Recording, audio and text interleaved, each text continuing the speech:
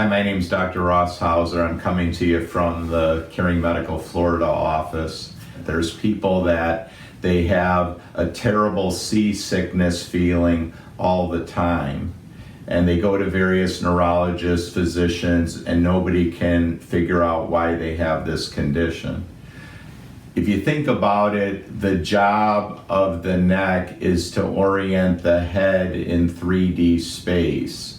So obviously, if the nerves in the neck, the proprioceptors, the ones that give input to the brain of where the head is, are not working correctly because of cervical instability, beside a loss of balance, the person may have kind of a seasickness feeling. So mal-debarquement syndrome is when the person always feels like they're bobbing, they're moving, even though they're not, and it's horrible. They can get nausea, they never really feel quite right. So the case I'm going to present is somebody who has hypermobility Ehlers-Danlos syndrome. By the time she sought care by us, she had pain in pretty much every body part. She was already diagnosed with mast cell activation syndrome.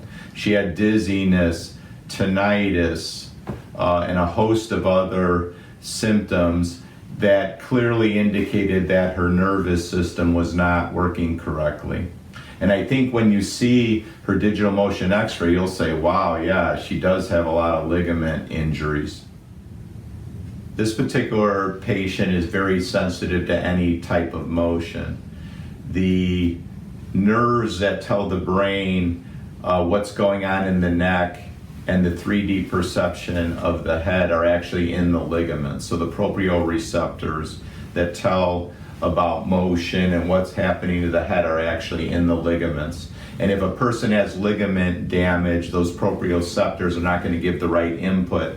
So the body is getting wrong input of where the head is in 3D space. And we see on her lateral C-spine x-ray here that she has a total destruction of the cervical curve. The cervical curve is supposed to be lordotic, like a C, and we see that her curve is like an S. So she's had basically a lot of ligament laxity or ligament damage in her neck. And we see that at C4, C5 here, that there's an offset. So it means that the vertebrae are not together. So we know that there's going to be instability at that region. So if we could start the scan and stop it at the end of flexion. So we see right here that as she flexes, there's some instability at C4, C5, which just got worse as her scan went on. And then we can look at the extension.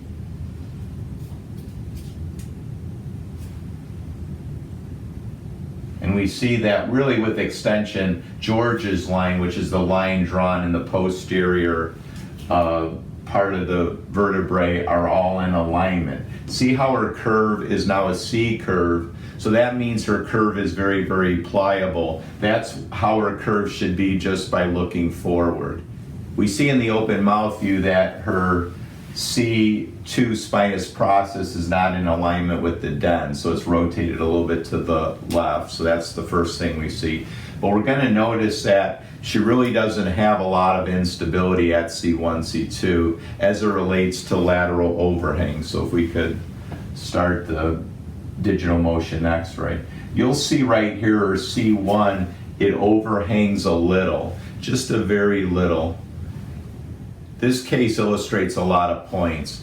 One is that people with Ehlers-Danlos syndrome, hypermobility type, can have a tremendous amount of ligament laxity problems throughout the body. Two is that if you lose the lordotic curve, that causes an increase in neural tension. What that means is that when you lose the lordotic curve, the spinal cord has to travel or get stretched 1 to 3 inches. And that stretching of the spinal cord, the vagus nerve, the pull on the brain stem can impair nerve transmission in those areas, and that nerve transmission can cause all kinds of problems. It can cause mast cell activation syndrome. It can cause a loss of proprioception. It can cause eustachian tube dysfunction, and of course a host of symptoms. For instance, in this particular patient, the main symptom is this terrible motion feeling that she has all the time.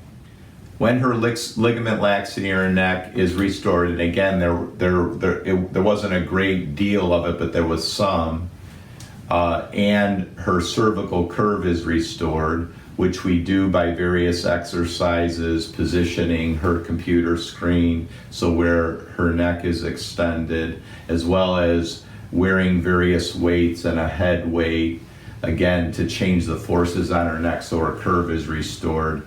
The neurologic function and nerve impulses through her spinal cord, her vagus nerve, should get back to normal. And once that does, the motion sensation that she feels should stop, as well as a lot of her other symptoms and syndromes, including mast cell activation syndrome. So the prognosis for her is excellent, and she's happy about that, and so are we.